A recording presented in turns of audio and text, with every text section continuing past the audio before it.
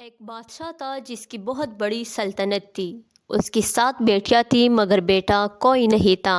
وہ جب خوش ہوتا تو ایک مجمع لگاتا اور لوگوں سے سوال کرتا، اور جو اس کے سوال کا صحیح جواب دے دیتا تو اس کو اس کا من چاہا انعام ملتا۔ ایک دن بادشاہ بہت خوش ہوتا ہے اور اپنی 7 بیٹیوں کو بلا کر پوچھتا ہے کہ میں تم سے ایک سوال پوچھوں گا، اور اگر جواب اچھا لگا تو تمہیں تمہارا من چاہا انعام بھی دوں گا۔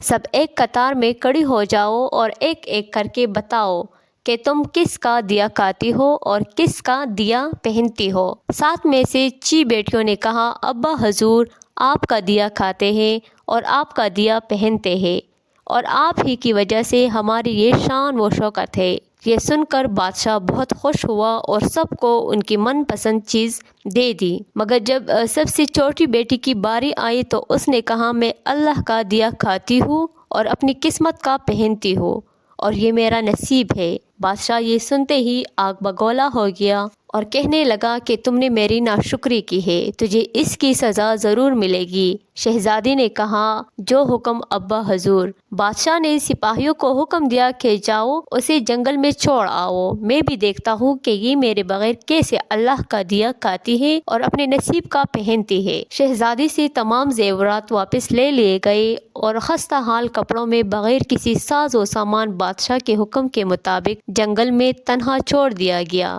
لیکن شہزادی بہت پرسکون اور مطمئن تھی، اور اسے اللہ پر توکل اور بھروسہ تھا کہ جو اس نے رزق اور عیش و عشرت میری نصیب میں لکھی ہے وہ مجھے ضرور ملے گی۔ سب سپاہی شہزادی کو چھوڑ کر واپس چلے گئے۔ شہزادی جنگل کو دیکھنے لگی کہ چاروں طرف درخت ہی درخت تھے، اور دوپہر سے شام ہونے والی تھی کہ شہزادی نے سوچا کیوں نہ کچھ لکڑیاں جمع کر لو تاکہ رات کو آگ جلاؤں، پھر کوئی جنگلی جانور بھی پاس نہیں آئے گا اور رات بھی گزر جائے گی۔ شہزادی جنگل میں لکڑیاں ڈھونڈنے چل پڑی۔ اس کی نظر ایک جھونپڑی پر پڑی۔ وہاں ایک بکری بنی تھی اور اندر سے کانسنے کی آواز آ رہی تھی۔ پہلے تو شہزادی جھونپڑی کو دیکھ کر بہت حیران ہوئی، مگر جب وہ جھونپڑی کے اندر داخل ہوئی تو کیا دیکھتی ہے کہ ایک بوڑھا ضعیف شخص چارپائی پر لیٹا ہے، کانستے کانستے پانی پانی پکار رہا ہے۔ شہزادی ادھر ادھر دیکھتی ہے کہ کونے میں پانی کا ایک مشکیزہ رکھا ہوتا ہے۔ وہ گلاس میں پانی بھرتی ہے اور بوڑھی ضعیف کو پانی پلاتی ہے اور جھونپڑی کی بھی صاف صفائی کرتی ہے۔ شہزادی سے پوچھتا ہے کہ بیٹی تم کون ہو اور اتنے بڑے جنگل میں یہاں اکیلی کیا کر رہی ہو؟ تب شہزادی اسے بتاتی ہے کہ وہ یہاں کیسے پہنچی۔ بوڑھا ضعیف اسے جھونپڑی میں ہی رہنے کا بولتا ہے اور کہتا ہے کہ میں شہر میں کام کرتا ہوں، صبح شہر چلا جاؤں گا اور 8 دن کے بعد آؤں گا۔ تم یہی رہو، جھونپڑی میں کھانے کا سامان ہے اور ندی پاس ہی ہے، وہاں سے تم گڑا بھر کے لے آنا۔ صبح کو بوڑھا ضعیف شہر چلا جاتا ہے۔ شہزادی یہاں اکیلی جھونپڑی میں صاف صفائی کر کے بکری کا دودھ نکالتی ہے، آدھا اپنے لیے رکھ لیتی ہے اور آدھا باہر کونے میں برتن میں ڈال کر رکھ دیتی ہے کہ رات کو کوئی جانور بھوکا پیاسا ہوگا تو پی لے گا، اور خود اندر آ کے سو جاتی ہے۔ صبح سویرے جب شہزادی اٹھتی ہے تو کیا دیکھتی ہے کہ دودھ کا برتن خالی ہے اور پاس ایک لال پڑا ہے جو دیکھنے میں بہت ہی نایاب اور قیمتی معلوم ہوتا ہے، اور پاس میں سانپ کے نشان بھی موجود ہوتے ہیں۔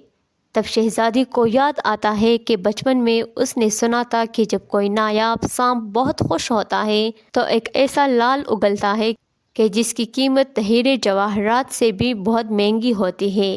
شہزادی بہت حیران ہوتی ہے اور دل میں سوچتی ہے کہ شاید سانپ بھوکا تھا، اس لیے وہ دودھ پی کر خوشی میں لال چھوڑ گیا۔ پھر وہ لال اٹھا کر پاس رکھ لیتی ہے، اور پھر اگلی رات شہزادی برتن میں دودھ رکھ لیتی ہے اور اگلی صبح جب دیکھتی ہے تو ایک لال پڑا ہوتا ہے۔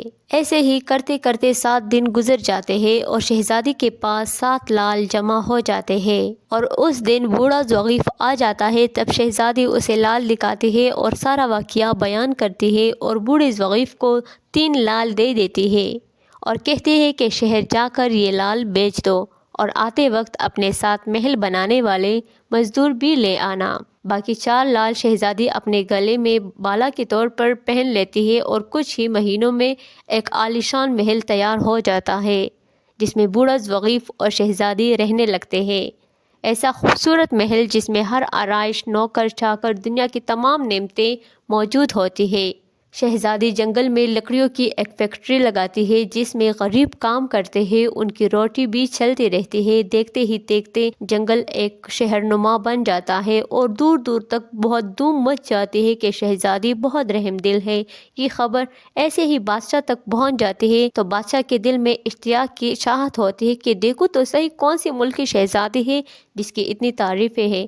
بادشاہ سپاہیوں کے ہاتھ پیغام بھیجتا ہے تو شہزادی یہ حکم دیتی ہے کہ بادشاہ سلامت ایک ہی شرط پر ہم سے مل سکتے ہیں کہ وہ اپنے تمام بیٹیوں کو ساتھ لے کر آئے۔ سپاہی جا کر بادشاہ کو یہ پیغام دے دیتے ہیں۔ ایک دن بادشاہ اپنی تمام بیٹیوں کے ساتھ شہزادی کے محل جاتا ہے۔ شہزادی ان سے چہرے پر نقاب لے کے ملتی ہے، ان کے لیے 7 رنگ کے کانے پیش کرتی ہے اور ہر کانے کے ساتھ اسی رنگ کا جوڑا اور زیورات پہن کر آتی ہے۔ محل کی شان و شوکت، خوبصورتی اور شہزادی کے انداز بادشاہ اور باقی تمام شہزادیوں کو بہت حیران اور متاثر کرتا ہے۔ آخر میں بادشاہ شہزادی کو یہ کہہ ہی دیتا ہے کہ تم میری بیٹی کی جگہ پہ ہو اور میں بھی تمہارے کہنے پر تمام بیٹیوں کو ساتھ لے کر آیا ہوں، پھر ہم سے یہ پردہ کس لیے؟